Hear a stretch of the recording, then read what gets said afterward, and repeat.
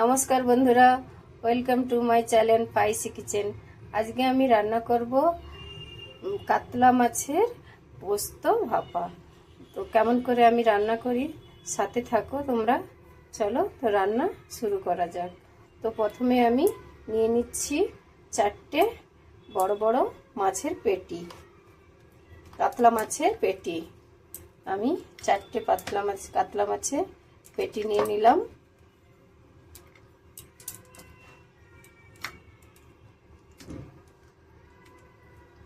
মশলা আমি তো সব রেডি করে নিয়েছি। এবারে মাছের মধ্যে আমি সব উপকরণগুলো এক এক করে আমি মিশিয়ে নেব। তো প্রথমে আমি নুন দিয়ে দিলাম,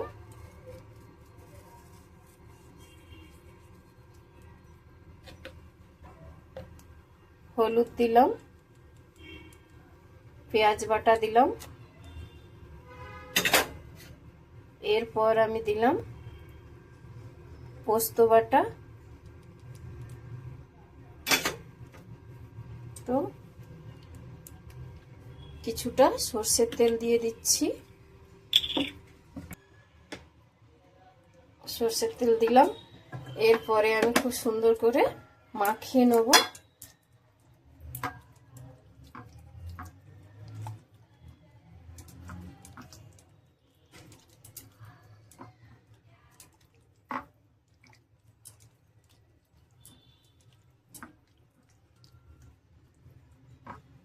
তো খুব সুন্দর করে আমি মাখিয়ে নিয়েছি।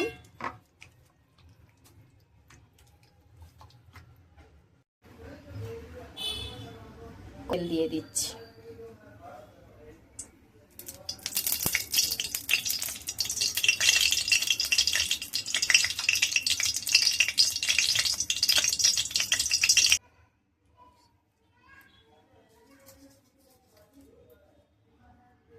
তেজপাতা, শুকনো লঙ্কা দিলাম,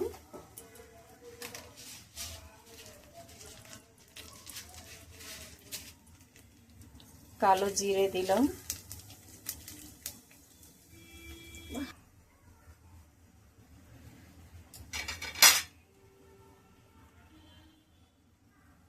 মাছ দিয়ে দিলাম,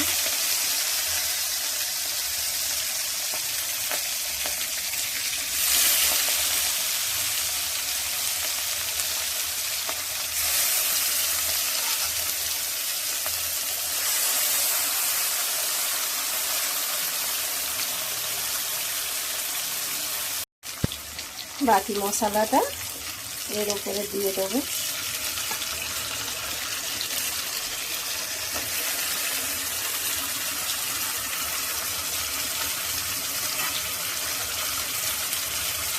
এর উপরে আমি কুচনো রসুনগুলো দিয়ে দেবো।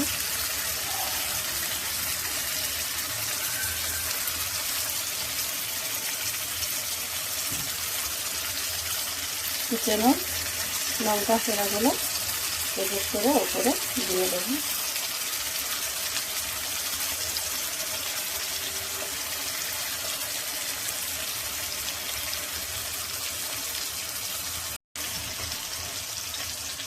প্লেট ধুয়েছিলাম, মশলা জলটা আমি এর মধ্যে দিয়ে দিচ্ছি।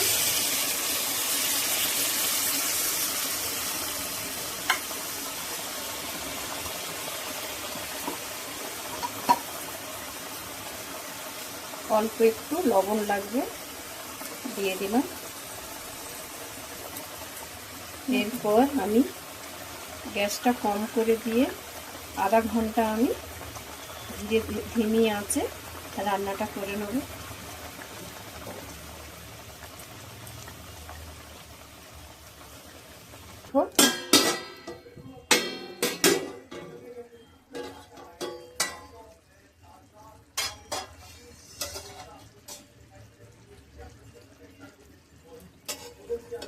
তো আমি একটু উল্টিয়ে দেবো মাছগুলো।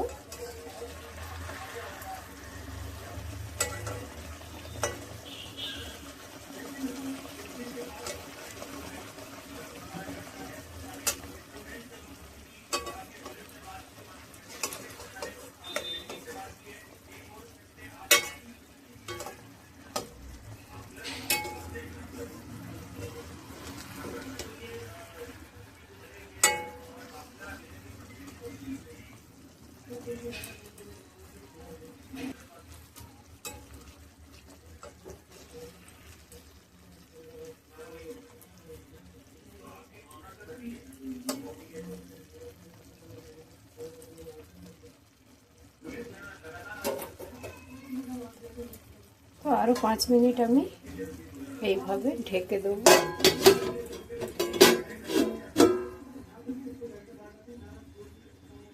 5 মিনিট হয়ে গিয়েছে, এরপরে আমি দেখব কেমন হয়েছে।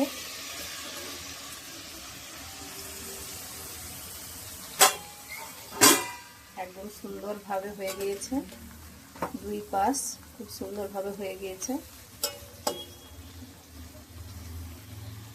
এরপর আমি নামিয়ে নেব।